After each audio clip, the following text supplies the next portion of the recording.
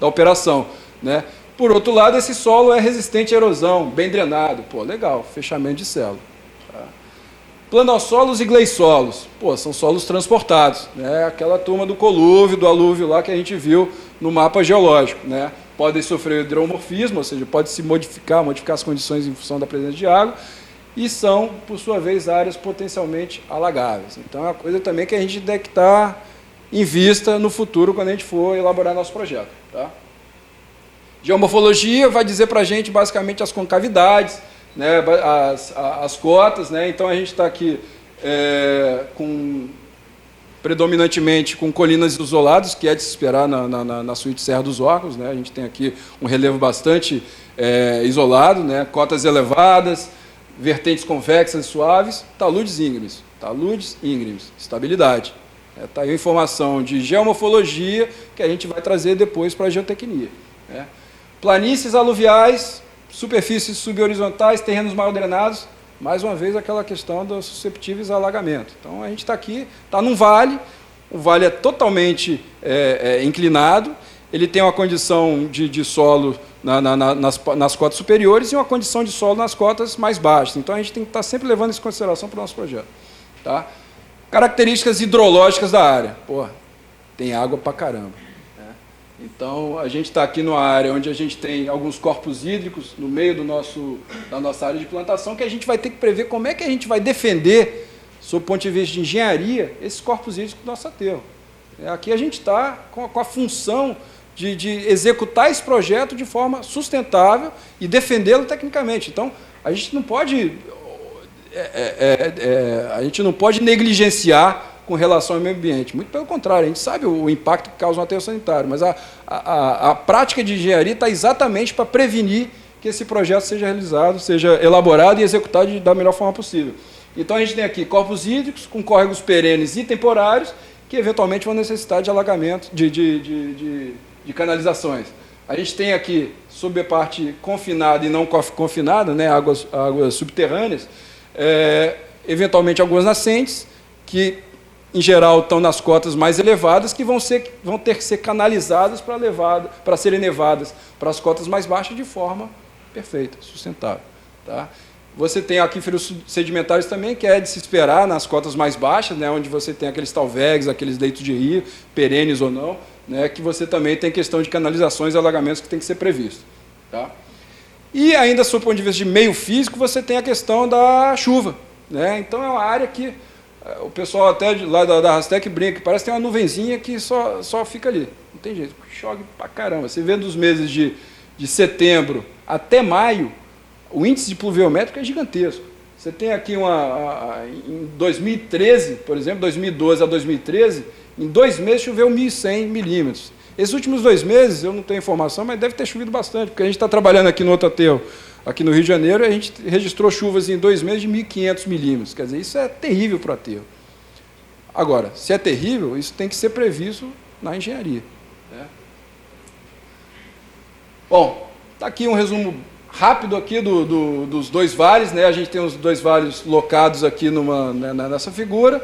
O Vale 5 é o vale maior, é um vale que tem é um vale mais aberto, tá? Onde você consegue trabalhar um pouco mais a questão do volume útil a ser disposto. Tá? Ele tem uma vegetação muito densa, tem algumas lagoas artificiais, tudo bem, a gente tem que prevenir isso aí com relação à questão do projeto. E você tem um Vale 6 que tem uma dimensão inferior ao Vale 5 e que ele é muito encaixado.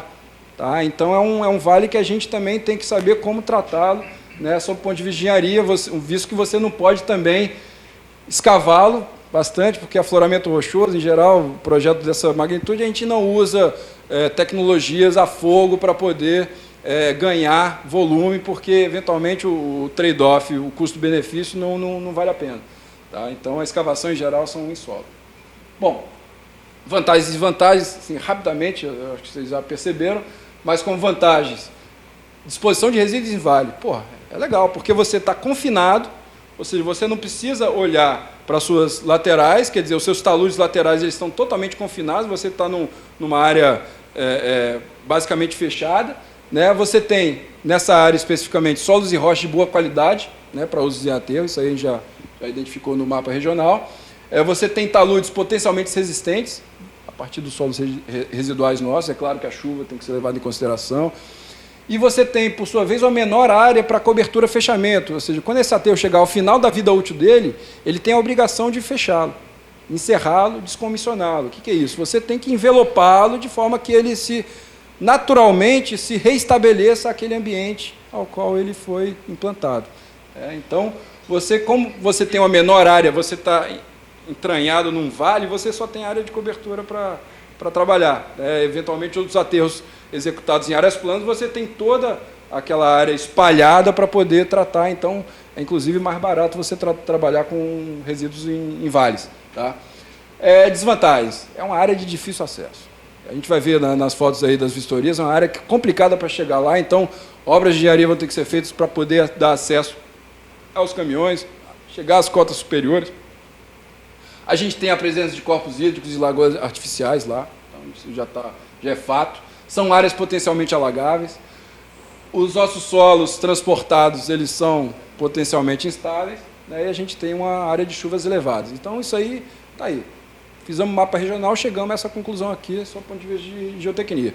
Agora, a gente vai detalhar um pouco mais esse nosso nível de conhecimento. Aliás, a gente vai reduzir ainda mais o nosso nível de incerteza, porque a incerteza ela sempre vai haver em projetos de geotecnia e em obras de terra. O que a gente faz ao máximo, isso, claro, depende do investimento, é reduzir essas incertezas. Então, como é que a gente faz isso aqui? Vamos para campo. Vamos para campo agora, vamos fazer levantamento topográfico, vamos fazer vistorias, vamos fazer investigações geotécnicas de campo e laboratório para a gente poder entender aquilo que a gente está entendendo que possa existir lá, sob o ponto de vista regional. Por que a gente faz vistoria de campo? Por que o geotécnico, o geólogo, o engenheiro tem que ir a campo? Ele tem que ir a campo para ter o sentimento do que ele está tratando. Ele tem que ir lá para aumentar a escala do conhecimento dele sobre o meio físico. Engenheiro de escritório não é engenheiro. Engenheiro tem que ir para campo, tem que ver a obra, tem que estar lá junto com o negócio para poder sentir mesmo o que ele está lidando. E a partir daí você vai fazendo os detalhamentos das condições geoambientais a partir do seu conhecimento. É óbvio que a vistoria ela é muito melhor aproveitada quando você tem conhecimento prévio, quando você tem uma experiência prévia. Eventualmente, aliás, isso sempre vai ser adquirido ao longo do tempo, não tem jeito, principalmente para nós mais jovens. Identificação de aspectos geotécnicos de instabilidade, você vai estar em campo vendo se aquele talude de fato ele é propenso à erosão, se você de fato tem aquele material transportado que deve ser cuidado do seu ponto de vista de fundação, se você tem disponibilidade abundante de material argiloso, se você tem taludes muito íngremes que estão aparentemente instáveis, fator de segurança no limite, quer dizer, tem que ir para campo, não tem jeito. Só assim você pode programar de forma adequada as suas investigações geotécnicas. Porque também fazer investigação geotécnica, um mapa topográfico na mão, olhar um pouquinho a escala regional e apontar ali é mole. Agora, quando você chega lá no campo, vou fazer uma sondagem aonde? Naquela cota ali, como é que eu vou chegar nessa cota? Como é que eu vou pegar essa máquina de SPT ou de sondagem rotativa e levar lá para a cota 80, lá que o engenheiro do escritório me apontou? Então não tem jeito. Tem que ir lá, a gente passou por isso também, eventualmente a gente vai aprendendo ao longo do tempo, mas a gente tem que ir para campo para fazer essa programação de investigações de forma mais adequada. Inclusive, isso diz respeito à nossa relação com a empresa contratada que vai fazer essa sondagem também, que a gente não vai chegar para ele, faz ali e se vira. Também não dá. Então, a gente tem que fazer um trabalho de parceria também. Acompanhar e fiscalizar essas investigações geotécnicas, o engenheiro tem que estar lá para saber se de fato o cara está fazendo o furo de forma correta, não está fazendo lavagem, se está extraindo a amostra, se a amostra está batendo ou não está batendo com o boletim de sondagem, e fazer a identificação dos acessos, tudo, isso aí era uma coisa importante para esse projeto. Tá? Então está aí nossa equipe técnica, desde de abril de 2015 até praticamente novembro de 2015, nós estivemos no campo, sempre. Andando pelos piores locais, identificando as áreas alagadas, os taludes, os corpos hídricos temporários, áreas aqui, lagos artificiais, passando por problemas de atolamento aqui com a caminhonete 4x4, quer dizer, solo muito plástico. Legal, isso aí é uma informação para o geotécnico. Tá? Afloramentos rochosos, taludes já cortados pelo homem, que a gente sabe, isso aqui está um talude aqui 1/4, está em pé, legal. De fato, a gente está passando aqui para um solo residual que tende a ser mais resistente, né?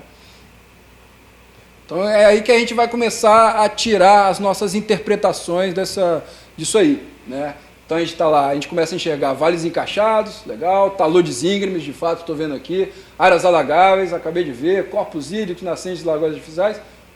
Aí a gente começa a ver, pô, isso aí pode levar para mim o quê para frente? Problemas de acesso, condicionante de projeto.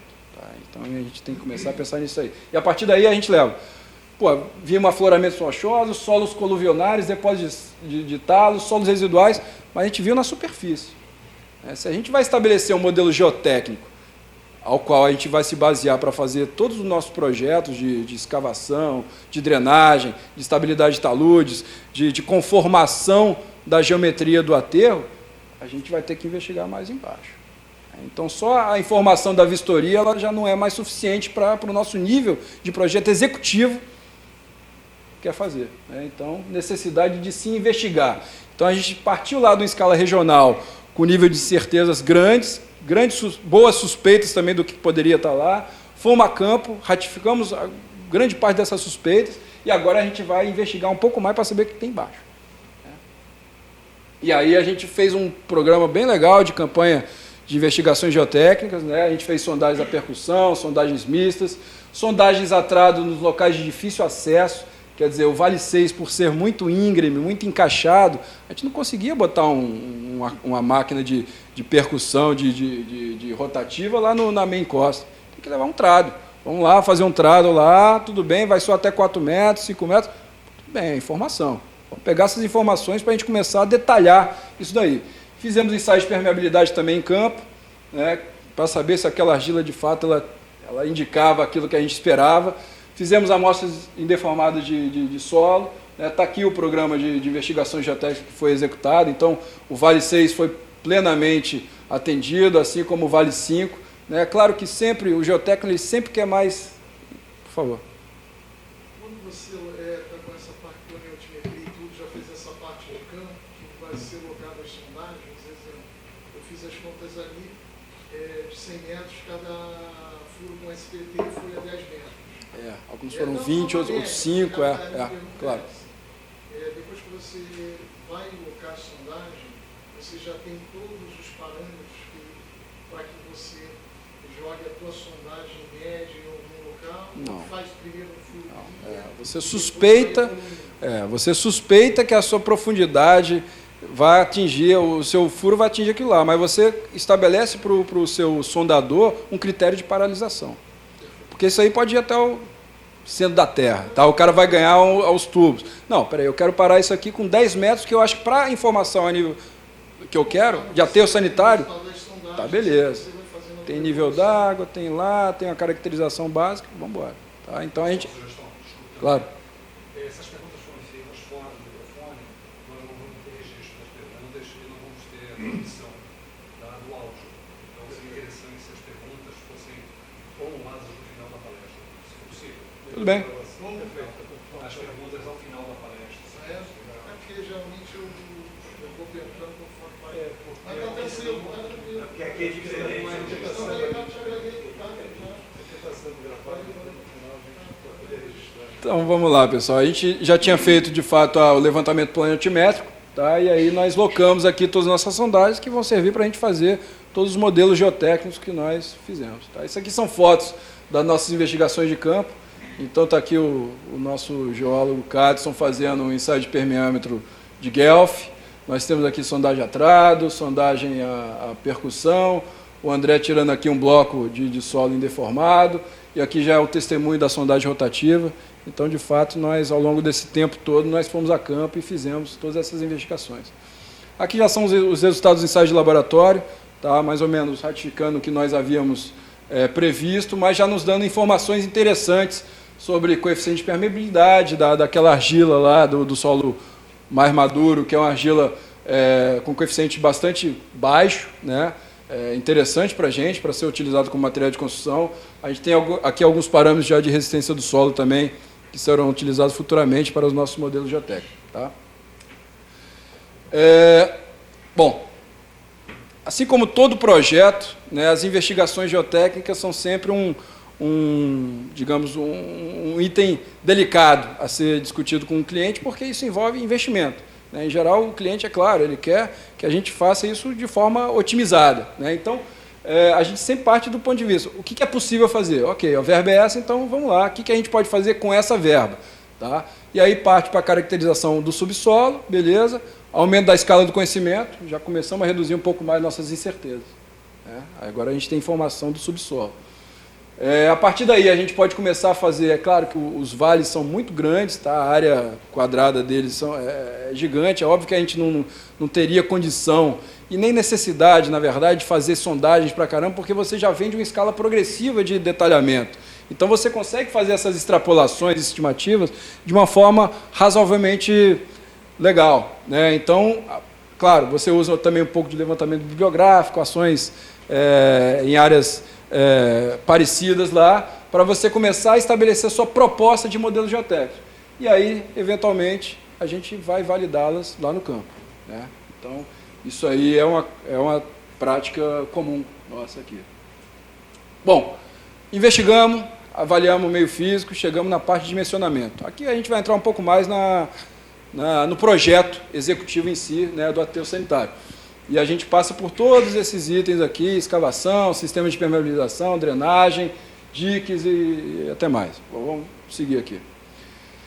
Bom, primeiro, a gente está lá no nosso vale, né, a gente vai ter que, esse vale, eventualmente, ele tem um corpo hídrico, a montante, que vai permeando exatamente pela área de implantação do nosso aterro, que a gente vai ter que defendê-lo, né? Foi aquilo que a gente começou a trazer de informação do nosso levantamento do meio físico, né? Então, a gente começou a estabelecer o quê? Critérios. Quais são os critérios de escavação, critérios de conformação do fundo dos vales, né? Cortes de escavações vão ser executados apenas em solo. Então, isso é um critério que a gente estabeleceu, que o cliente não vai usar tecnologia para dinamitar ou romper rocha, né, material de terceira categoria. A gente só vai trabalhar com primeira categoria.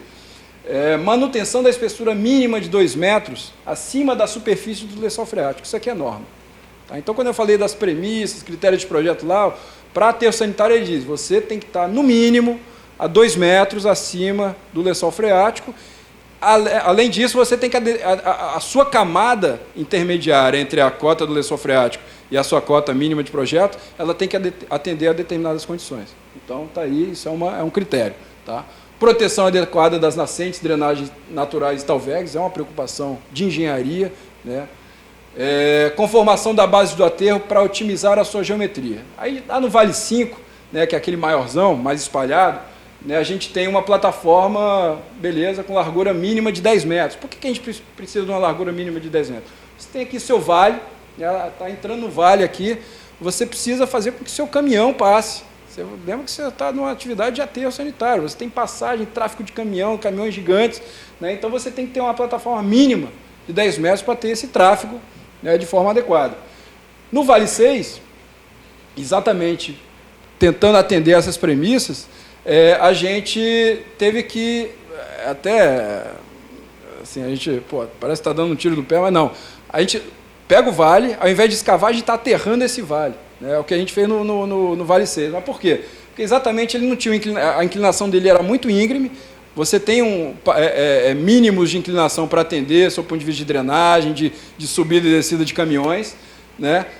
E você não tinha uma plataforma mínima para acesso, então a gente teve que escavar e aterrar. Foi isso aqui. Tá? Então está aqui o nosso Vale 6, que é o mais espalhado, em vermelho vocês veem as áreas de escavação, né? Em verde as áreas de aterro. Né? Isso aqui a gente tem umas setinhas também, não dá para ver, mas acredita em mim, a gente está exatamente atendendo as declividades mínimas, né, para subida e descida de caminhões e drenagens. Tá? Para o Vale 6 a mesma coisa, só que a diferença é que o Vale 6 ele foi todo aterrado. Então que a gente pegou um vale, já estava ali teoricamente prontinho para a gente, mas a gente teria que aterrá-lo para poder atender aquelas premissas anteriores. Aqui são números, né, de movimentações de terra, não são muito significativas, até porque os vales não estão tão gigantes. Né? Você tem o Vale 5 aí, uma escavação de quase 400 mil metros cúbicos, no Vale 6, 100 mil, quer dizer, você vê que a ordem de grandeza, um para outro, realmente um é menor do que o outro. Né? Para aterro de regularização do Vale 5, a gente usaria 20 mil desses 375 mil, e esse material tinha boa qualidade para ser utilizado para regularização do fundo. Mesma coisa para o Vale 6. Então, no final, a gente tinha um excedente de material, né? Porra, legal. Tudo que o aterro precisa é excedente de material de boa qualidade para ser utilizado para outros fins. Então, foi isso que a gente também buscou, né, trazer para o nosso cliente. A gente tinha aí um excedente aí de quase 420 mil metros cúbicos, né? Sistemas de impermeabilização são normatizados, né? Basicamente, você tem que ter uma camada impermeável no fundo, tá? Para poder impedir que o chorume, eventualmente vazado, né, infiltrado do aterro, tenha contato com o meio ambiente. Então, isso aqui é fundamental para qualquer tipo de projeto de aterro sanitário. Então, qual é a diferença dos nossos lixões antigos? Quando a gente fazia lixão na década passadas, né, 20 anos atrás, a partir de hoje a gente não pode mais fazer isso, porque o meio ambiente vai